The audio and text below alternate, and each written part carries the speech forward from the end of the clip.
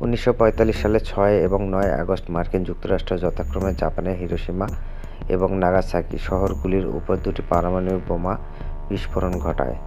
বোমা হামলায় 1,50,000 থেকে 2,46,000 লোক নিহত হয়েছিল, যাদের অধিকাংশই ছিল বেসামরিক নাগরিক এবং সশস্ত্র সংঘাতে পারমাণবিক অস্ত্রের একমাত্র ব্যবহার রয়ে গেছে। নাগাসাকিতে বোমা হামলা এবং জাপানের বিরুদ্ধে সোভিয়েত ইউনিয়নের যুদ্ধ ঘোষণা এবং জাপান অধিকৃত মাঞ্চুরিয়া আক্রমণের 6 দিন পর 15 আগস্ট জাপান মিত্রশক্তির কাছে আত্মসমর্পণ করেন। জাপান সরকার 2 সেপ্টেম্বর আত্মসমর্পণের দলিল স্বাক্ষর করে, কার্যকরভাবে যুদ্ধের সমাপ্তি ঘটায়। লিটল বয় ও ফ্যাট ম্যান নামের এই দুইটা পারমাণবিক বোমার বিস্ফোরণের কারণে যুদ্ধে আত্মসমর্পণ করেন জাপানিরা।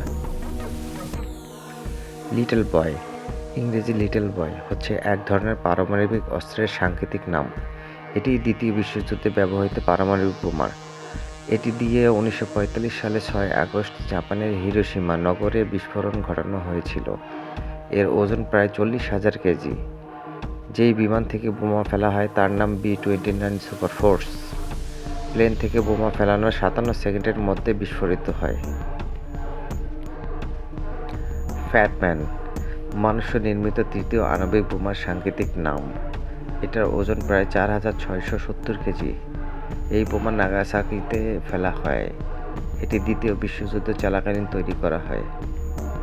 অনুমান করা হয় যে 1945 সালের ডিসেম্বরের মধ্যে বোমা বিস্ফোরণের ফলে হিরোশিমাতে প্রায় 1,40,000 লোক মারা যান, নাগাসাকিতে প্রায় 74,000 লোক মারা যান এবং পরবর্তীতে এই দুই শহরের বোমার পার্শ্ব প্রতিক্রিয়ায় সৃষ্ট রোগে আক্রান্ত হয়ে মারা যান প্রায় 2,24,000 জন। জাপানের আহাচি শিম্বুন এর করা হিসাব অনুযায়ী বোমার পার্শ্ব প্রতিক্রিয়ায় সৃষ্ট রোগসমূহের উপর হাসপাতাল থেকে পাওয়া তথ্য গণনায় ধরে হিরোশিমায় 2,37,000 জন এবং নাগাসাকিতে 1,35,000 জন লোকের মৃত্যু ঘটে। দুই শহরেই মৃত্যুবরণকারী অধিকাংশই ছিলেন বেসামরিক ব্যক্তিবর্গ।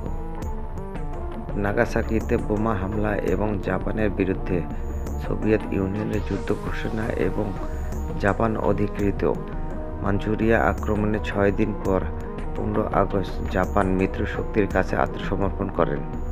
জাপান সরকার 2 সেপ্টেম্বরে আত্মসমর্পণের দলিল স্বাক্ষর করে, কার্যকরভাবে যুদ্ধের সমাপ্তি ঘটায়।